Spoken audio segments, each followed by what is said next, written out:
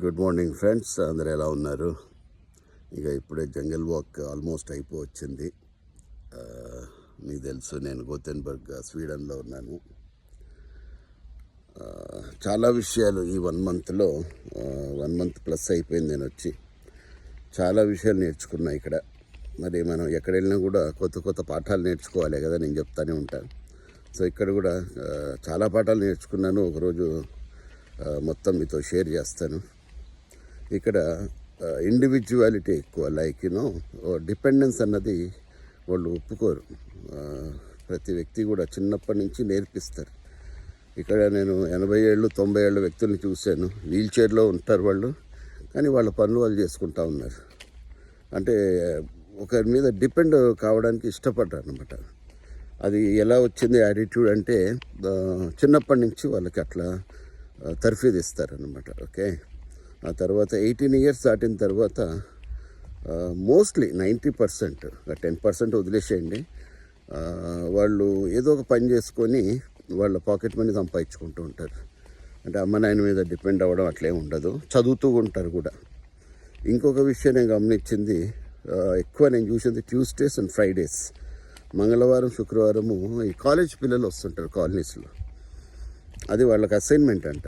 మొత్తం నీట్గా గ్లౌజులు వేసుకొని, డ్రెస్ నీట్గా వేసుకొని వచ్చి కాలనీ ప్రాంతాల్లో చెత్త చెదారం ఏమైనా ఉంటే, అంటే గాలికి ఎగిరి వచ్చిన చెత్త అలాంటివి ఏమన్నా ఉంటే మొత్తం శుభ్రం చేస్తారు వాళ్ళే పిల్లలు కంటిన్యూగా. నేను గమనించింది, అంటే 3 ఆడపిల్లలు 3 మగపిల్లలు వస్తారు. అసుకు అన్నది ఉండదు. They just focus on their work. వాళ్ళ పని ఏందో అది చూసుకుంటారు, పోతూ ఉంటారు. ఎక్స్ట్రాలు మాట్లాడాలు, కేకలు, పెడబొబ్బలు, నవ్వులు అవి ఏముండవు. ప్రశాంతంగా చేసుకుంటారు ఇన్ డిసిప్లిన్డ్ వే. సో ఆ అంశం కూడా నాకు బాగా నచ్చింది ఇక్కడ. ఇంకా క్లీన్లీనెస్ అంటే ఇంకా చెప్పక్కర్లేదు.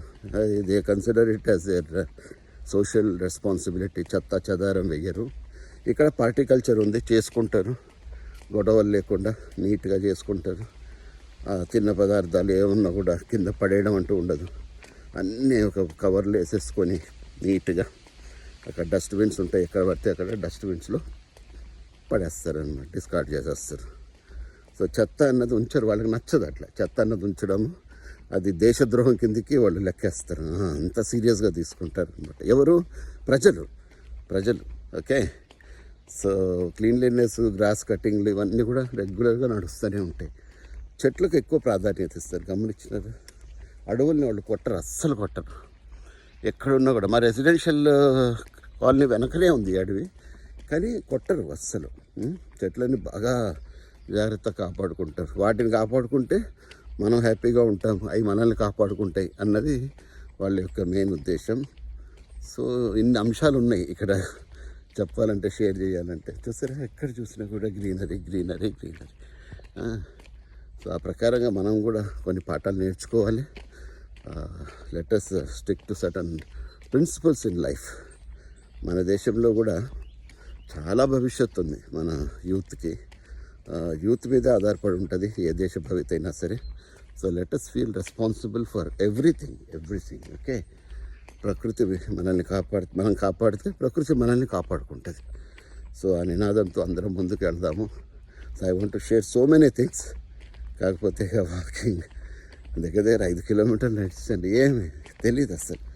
ఇంకోటి, పొల్యూషన్ అన్నది జీరో అండి. హ్యూమన్ పొల్యూషన్ కానీ, సౌండ్ పొల్యూషన్ కానీ, మిగతా ఏ రకమైన పొల్యూషన్ అన్నది ఉండదు. మీరు చూసా, ఇప్పుడు ఇక్కడ చలి 12 డిగ్రీలు ఉంది. ఇప్పుడు నేను నడుస్తున్న టైంలో మిడ్ సమ్మర్లో 12 degrees. ఈ నెల రోజులు దాటింది. 40 రోజుల్లో ఏనాడు జలుబు అన్నది లేదు. మళ్ళీ ఐస్ క్రీమ్లు తింటున్నాం, అన్నీ తింటున్నాం. Because there is no pollution, absolutely. Okay, so ఇవన్నీ కూడా మనం దృష్టిలో పెట్టుకోవాలి. Let us not pollute our weather. దాన్ని చాలా క్లీన్గా ఉంచుదాం. క్లీన్గా ఉంచితే మనం కూడా హెల్తీగా ఉంటాం. చూసారా, అందరు కూడా ఇక్కడ సైక్లింగ్ అది చేస్తారు. ఈ రోడ్లో కార్లు అలౌడ్ లేదు, సైక్లింగ్ అరౌండ్ చేస్తుంటారు. పోతున్నారు సైక్లింగ్ చేసుకుంటారు. సో అది good morning. So that is the thing అనమాట. మొరాంగ్ అంటే గుడ్ మార్నింగ్ అని అర్థం. మొరాంగ్ స్వీడిష్ లాంగ్వేజ్లో ఏదో కొద్దిగా నేర్చుకుంటున్నా. Okay, right friends, I wish you all the very success. మన దేశం కూడా ఇంకా అడ్వాన్స్గా వెళ్ళాలి. మనకు మ్యాన్ పవర్ అన్నది చాలా ఇంపార్టెంట్. అక్కడ చాలా ఉంది మన దగ్గర మ్యాన్ పవర్. వీళ్ళ దగ్గర మ్యాన్ పవర్ లేదు అసలు. ఎవరి పనులు వాళ్ళు చేసుకుంటారు ఇక్కడ. ఇల్లు క్లీనింగ్ అయినా మరి మనుషులు అలాంటి వాళ్ళు ఎవరు ఉండరు ఇక్కడ. డొమెస్టిక్ హెల్పర్స్ అట్లా ఉండరు. ఎవరి పని వాళ్ళు చేసుకుంటుంటారు. అందుకే ఫిట్గా ఉంటారు. ఫిట్నెస్ కారణం అదే ఇక్కడ. సో నేను కూడా 3 కిలోలు తగ్గిన ఈ నెల రోజుల్లో. Thank God. ఎలా తగ్గించాలరా నాయన అనుకుంటూ ఉంటే 3 కిలోలు తగ్గిన. 7 కిలోస్ టార్గెట్ పెట్టాను. చూద్దాం. Okay then, God bless you all. జై హింద్.